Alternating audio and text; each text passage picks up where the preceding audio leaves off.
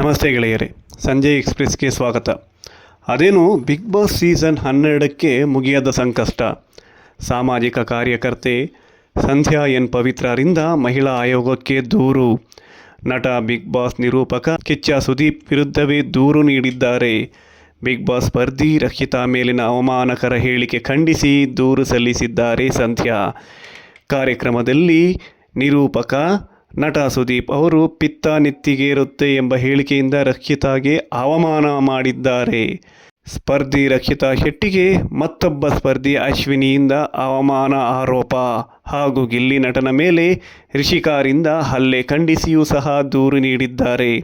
ಅಲ್ಲದೆ ಅಶ್ವಿನಿ ಗೌಡ ಕನ್ನಡ ಹೋರಾಟಗಾರ್ತಿ ಎಂದು ಹೇಳಿಕೊಳ್ಳುತ್ತಿದ್ದಾರೆ.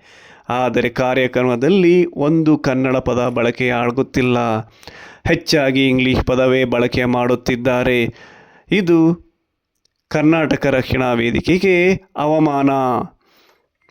ಅಲ್ಲದೆ ರಕ್ಷಿತಾಗೆ ಶಿ ಈಸ್ ಎಸ್ ಎಂಬ ಕೋಡ್ ವರ್ಡ್ ಬಳಸಿ ಜಾತಿ ನಿಂದನೆ ಮಾಡಿದ್ದಾರೆ ಎಂಬ ಆರೋಪಿಸಿದ್ದಾರೆ.